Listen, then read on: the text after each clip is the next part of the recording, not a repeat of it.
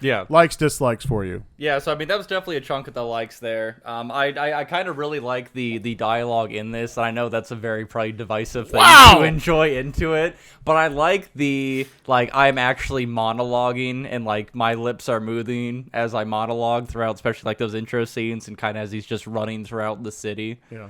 There's just something so like comic book-esque about like the hero who has to like narrate kind of what's going on. Because in the comic book, you have those text boxes that just run through and kind of say all of those things.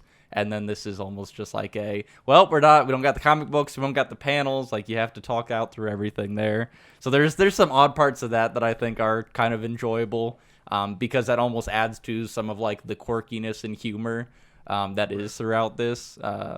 So I did kind of enjoy some of the awkwardness of that dialogue. Okay. Likes, I mean, visually, as you said, it is cool. But I liked the henchmen, and I'm pretty sure a couple of those names were like Huevos and Rancheros, so that was pretty fun. Yeah. The last two were Adios and Amigos. I don't know if you caught that. No, I didn't catch that one, so that's good. Those guys were silly, but my first thought on the first watch, and then I added some stuff later, but first watch, what I said was my dislikes on it. It's like if someone had never seen a superhero movie, you could have fooled them and said, like, this is a superhero movie. Like, it's very silly and it's kind of fun, but I personally couldn't, like, get behind it because it just felt, like, super cheesy, and it felt like just because you bring in a bunch of, like, high-profile actors doesn't mean it'll work, per se. And then, as I analyzed it more, I was looking at it and I was like, okay, nothing quite, like, felt right for me. Like, for whatever reason, I just didn't care about this dude or the octopus. Like, and then that got me thinking, I'm like, why do I even care about, like, other superhero movies, right? And I think it's the more developed backstories. Like, in this, it was kind of rushed a bit.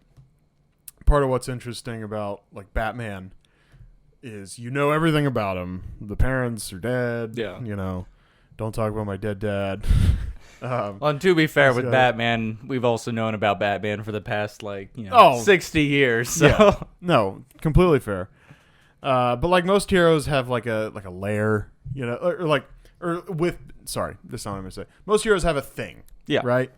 So like Batman, he's got the Batcave and the dead he's parents. Got the dead parents, but he's got the gadgets and he's got a butler. It's like a whole thing. Like you could see yourself. I don't know. Like nothing about Spirit do I envy almost. Like I think with some superhero movies, I feel as if, Iron Man, yeah, sometimes he gets his ass kicked, but I totally want to be Iron Man. Yeah, he's got the personality, he's got the money.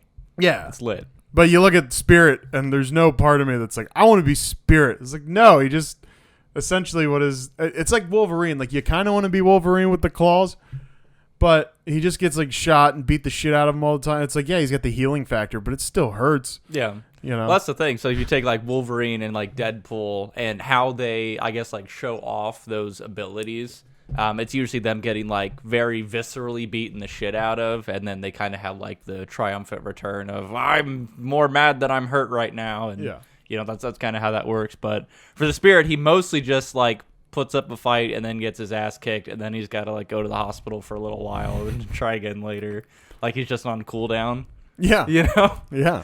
So while the healing abilities are cool, we don't really get, like, I guess, a gimmick out of those abilities, or we don't get, like, a highlight out of them. He's just, like, a cop who happens to be hard to die or to kill. Yeah. You know, that's... Well, and again, with the cop thing, it's like, you know, as far as his backstory, it did feel rushed. You know, we have a 5-minute, like, I gave her a locket, she was vain and wanted diamonds, and she left, so now I'm a simp to the prettiest girl who's the closest to me. Yeah. And I also get the shit beat out of me. Yeah. Like, the whole dying thing, like, you show that brief thing of, you know, he was a cop that got shot, and then he goes back to the police chief or whatever, and he's like, hey, I'm dead, but I'm not, so... I gotta stay dead, though. I can do stuff. And to me, it was just, you could have... I don't know. If we had like 20 minutes to kind of flesh out like that childhood, and then as well as going into kind of that cop life, make us understand, number one, I think kind of that relationship between him and like Ellen a little bit more too. Right. Because that felt like it was supposed to be really meaningful, but all we know is that they kind of like each other, and she's still not over her. And she'll give it up in the office. Oh yeah, for sure. Yeah, good on her.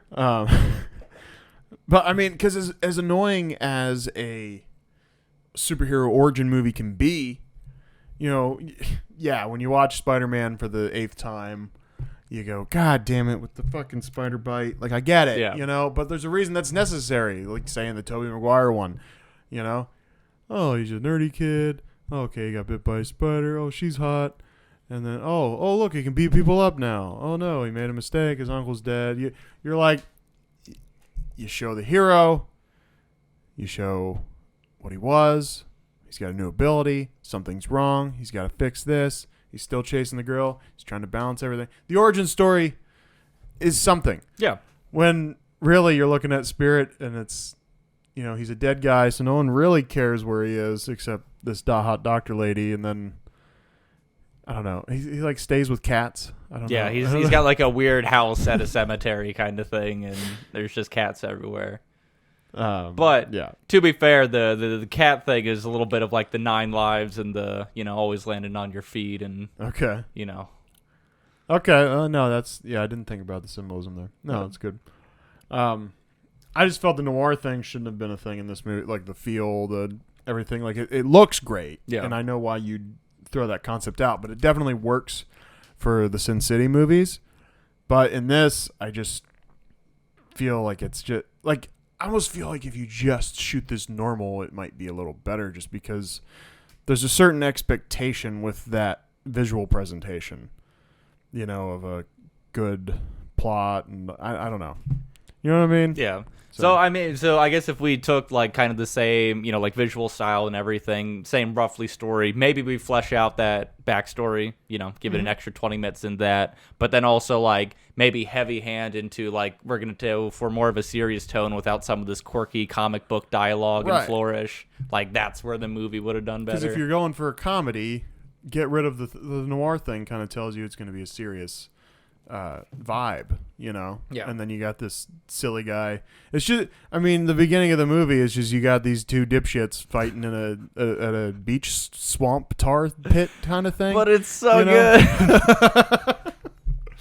I don't know if you caught this, so we'll kind of come back to the rest of the order here. But like in that fight scene with him and the octopus in the beginning, they're beating the shit out of each other. They're throwing everything they got at each other, and then the Spirit actually throws the kitchen sink at the octopus. So he threw everything at him, including the kitchen sink. Right.